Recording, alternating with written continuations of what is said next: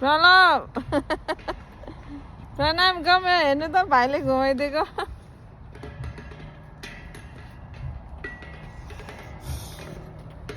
दादा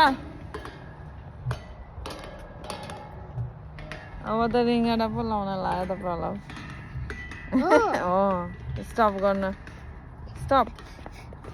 thank you very much my little help thank you भयो भयो